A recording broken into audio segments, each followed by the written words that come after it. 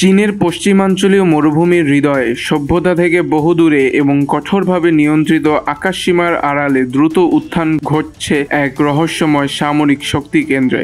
দূর থেকে এটি যেন ধুলোমাখা বিস্তীর্ণ ভূখণ্ডের উপর কংক্রিট এবং ইস্পাতের এক চকচকে মরীচিকা, কিন্তু স্যাটেলাইট চোখের কাছে ধরা পড়েছে বাস্তবতা। চীন গোপনে নির্মাণ করছে বিশ্বের অন্যতম বৃহত্তম ভূগর্ভস্থ সামরিক কমান্ড সিটি, যার আয়তন পেন্টাগনের তুলনায় প্রায় 10 গুণ বেশি হতে পারে। মার্কিন গোয়েন্দা সূত্রের বরাতে ব্রিটিশ দৈনিক ডেইলি মেইলের প্রতিবেদন জানায়, এই গোপন স্থাপনাটি বেইজিংয়ের দক্ষিণ পশ্চিমে অবস্থিত, যা বিশ্লেষকদের কাছে বেইজিং মিলিটারি সিটি নামে পরিচিত।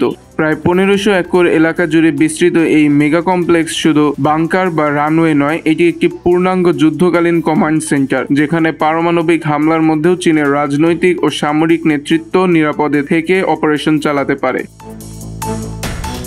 লোপনুর, একসময় লবণের হ্রদ, পরে চীনের স্নায়ুযুদ্ধ যুগের পারমাণবিক পরীক্ষার কেন্দ্র, এখন রূপ নিচ্ছে আধুনিকতম সামরিক পরীক্ষাগারে। উচ্চ রেজলিউশনের স্যাটেলাইট চিত্রে দেখা গেছে 3 মাইল দীর্ঘ রানওয়ে, যা বিশ্বের বৃহত্তম রানওয়েগুলোর মধ্যে একটি। রানওয়ের এক প্রান্তে দেখা গেছে রহস্যময় সাদা অবজেক্ট, যেটিকে বিশেষজ্ঞরা মার্কিন স্পেস ফোর্স পরিচালিত গোপন রোবোটিক শাটল X-37B এর প্রতিরূপ বলে ধারণা করছেন। চীনের প্রেসিডেন্ট শি জিনপিং এর নির্দেশে মরুভূমির নিচে তৈরি হচ্ছে আন্তঃসংযুক্ত টানেল, বোমা প্রতিরোধী বাংকার, পরীক্ষামূলক জেট টানেল এবং মহাকাশ প্রযুক্তি গবেষণাগার। বিশ্লেষকদের মতে এখানেই উন্নয়ন হচ্ছে চীনের পরবর্তী প্রজন্মের মহাকাশ অস্ত্র, হাইপারসনিক মিসাইল এবং কৌশলগত পারমাণবিক প্রতিরক্ষা ব্যবস্থা। মার্কিন গোয়েন্দা কর্মকর্তাদের ভাষায় এটি মূলত চীনের ভবিষ্যৎ পারমাণবিক যুদ্ধ কমান্ড সেন্টার, এক ধরনের ডুমসডে বাংকার।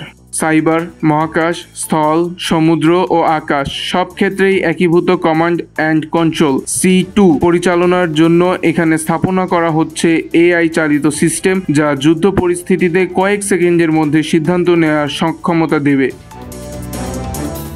প্রতিবেদনে বলা হয়, 2024 সালের মাঝামাঝি থেকে নির্মাণ কাজ দ্রুত এগোচ্ছে এবং লক্ষ্য হচ্ছে 2027 সালে পিপলস লিবারেশন আর্মি PLA শতবর্ষে এটি সম্পূর্ণ কার্যকর করা। এতে ধারণা জোরালো হয়েছে যে চীন 2049 সালের মধ্যে বৈশ্বিক সামরিক শক্তির কেন্দ্রে পরিণত হওয়ার পরিকল্পনা ধারাবাহিকভাবে বাস্তবায়ন করছে। যদিও বেইজিং এই স্থাপনা নিয়ে কোনো তথ্য প্রকাশ করেনি, তবুও আন্তর্জাতিক মহল উদ্বেগ জানাচ্ছে। বিশেষজ্ঞদের মতে, যদি এই মিলিটারি সিটি পুরোপুরি সক্রিয় হয়, তবে এটি শুধু পেন্টাগনকে ছাড়িয়েই যাবে না, বরং আধুনিক যুদ্ধ প্রযুক্তিতে এক নতুন ভূ রাজনৈতিক প্রতিযোগিতার সূচনা করবে।